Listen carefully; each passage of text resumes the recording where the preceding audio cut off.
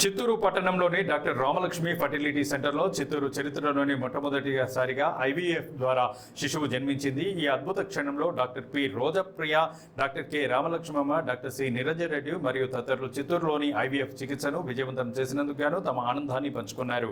కాగా చిత్తూరు పట్టణం మరకంపట్టుకు చెందిన సుభాష్ని భాస్కర్ దంపతులు గత 8 సంవత్సరాలుగా సంతానం కోసం ఎన్నో ఆసుపత్రుల్లో తిరిగి చివరకు డాక్టర్ రోజప్రియని సంప్రదించారు. డాక్టర్ రోజప్రియ ఈ దంపతులను పరీక్షించి గర్భం ధరించేందుకు చికిత్స అందించారు. ఆమె తన మొదటి ఐవీఎఫ్ కేసును ఒక సవాలుగా స్వీకరించి వారికి చికిత్సను అందించారు.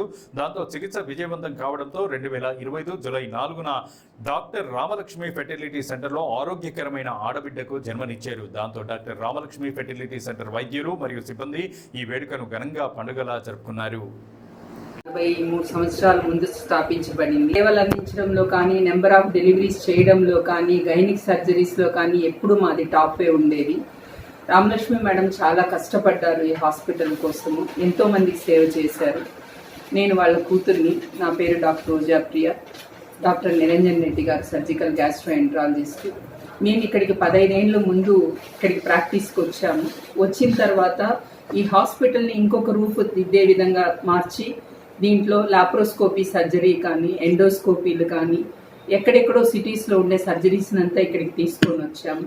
అదేవిధంగా last year first time Chittoor district separate అయిన తర్వాత ఫస్ట్ ఐవీఎఫ్ సెంటర్ని ఇక్కడ స్టార్ట్ చేసి లాస్ట్ జూలై 4న ప్రాసెస్ మొదలు పెట్టాము. దాంట్లో ఇప్పటికీ కొన్ని జరిగిన కేసుల్లో 60% సక్సెస్ అయినాయి. అది వెరీ గుడ్ నెంబర్ యాక్చువల్గా. నిన్ననే ఫస్ట్ టైము చాలా సంతోషంగా మా అందరికీ కూడా ఫస్ట్ ఐవీఎఫ్ బేబీ మా హాస్పిటల్లో పుట్టింది. పాప శుక్రవారంన మహాలక్ష్మి పుట్టిందని అనుకున్నాం మేమంతా. సో మేమంతా చాలా హ్యాపీగా ఉన్నాము.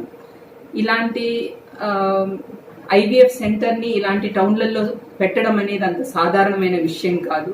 దాని వెనక ఎంతో శ్రమ, ఎంతో చదవడం కానీ, ట్రైనింగ్స్ కానీ, లేకపోతే దానికంటూ కావాల్సిన ఒక శ్రద్ధ అనేది ఉండాలి.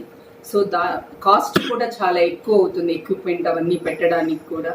సో ఎక్కడ కూడా కాంప్రమైజ్ కాకుండా ఇన్ఫ్రాస్ట్రక్చర్ కానీ అన్నీ కూడా మంచి స్టేజ్లో తీసుకొని వచ్చి పెట్టాము. చిత్తూరు పట్టణ ప్రజలందరూ కానీ, చుట్టుపక్కల జిల్లా వాళ్ళు కానీ ఈ అవకాశాన్ని వాళ్ళందరూ ఉపయోగించుకొని వాళ్ళకి ఏదన్నా ప్రాబ్లమ్స్ ఉంటే మెడ్రాసో, బెంగళూరో ఇలా అంటూ వెళ్లకుండా మన ఊర్లోనే ట్రీట్మెంట్ తీసుకోగలిగితే బాగుంటుందన్న ఉద్దేశం తోటి ఏర్పరిచిన సెంటర్ ఇది. సో మా ప్రయత్నం ఎప్పుడు 101% ఉంటుంది. ఎందుకంటే ఎగ్స్ తీయగలము, స్పర్మ్స్ని తీయగలము, రెండింటిని కలిపి బేబీస్ని ఫామ్ చేయగలము, దాన్ని గర్భసంచిలో పెట్టగలము. కానీ అది అక్కడ ఫిక్స్ అవుతుందా లేదా అనేది అది దేవుడి చేతిలో ఉంది. అది కూడా మా చేతిలోనే ఉంటే మేమే దేవుళ్ళు అయిపోతాము. సో ఈ అవకాశాన్ని అందరూ ఉపయోగించుకోవాలని నేను మనస్ఫూర్తిగా కోరుతున్నాను. ఇదే కూడా కాదు, లాప్రోస్కోపీలో సార్ చాలా ఎక్స్పర్టు. ఇప్పుడే ఒక 3 గంటల ఆపరేషన్ చేసి దాదాపు 2 కేజీల గర్భసంచిలో ఉన్న గడ్డలన్నీ తీసి లాప్రోస్కోపీతో వచ్చాము. ఇది ఎక్కడో అరుదుగా వినడమే కానీ అక్కడ జరిగింది ఇక్కడ జరిగిందని సిటీలో, స్మాల్ టౌన్స్లో ఇలాంటివన్నీ జరగదు. సో చాలా మందికి ఇలాంటివి ఉన్నాయని కానీ, చిత్తూరులో మనం ఉపయోగించుకున్నామని కానీ అనుకోరు. ఏదన్నా ప్రాబ్లం అంటే బయట ఊర్లకు వెంటనే పరిగెట్టాలనుకుంటారు. అది కాదు, ఇక్కడ కూడా అందరూ అవైలబుల్ ఉన్నారు, ఎక్స్పర్ట్స్ ఉన్నారు.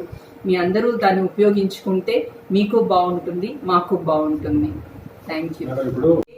చాలా మందికి అపోహలు చాలా ఉంటాయి. ఎలా అంటే మా అండం వాడతారు, బయట వీర్యకణాలు తెస్తారు, ఇంకోటి చేస్తారు అని. అలా జరగడానికి లేదు. ఎందుకంటే ఒకరి పర్మిషన్ లేకుండా ఎటువంటివి కూడా ఏ డాక్టర్లు చేయడానికి లేదు. బేబీ పుట్టిన తర్వాత వాళ్ళకు ఒకవేళ అనుమానం ఉంటే DNA టెస్ట్ ద్వారా దాన్ని ప్రూవ్ చేసుకోవచ్చు. కాబట్టి ఇటువంటి పొరపాట్లు జరుగుతాయని కానీ అపోహలు దయించి పెట్టుకోవద్దండి.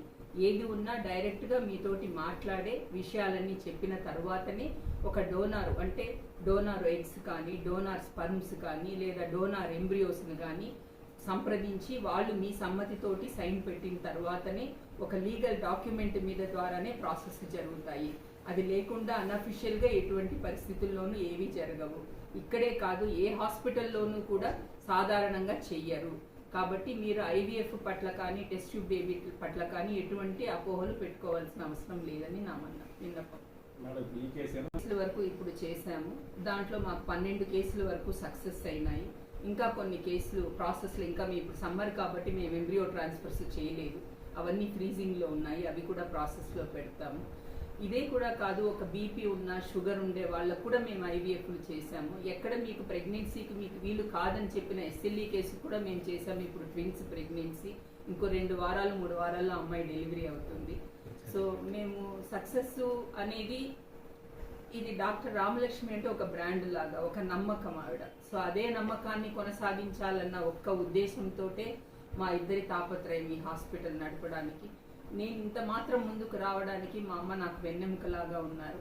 ప్లస్ సార్ చాలా వెన్నంటి ఉండి అన్నీ కూడా నాకు సహకార కార్యక్రమాలన్నీ అందిస్తున్నారు. సో నేను దానికి I'm very thankful to my husband. ఇప్పుడు బేబీ వాళ్ళ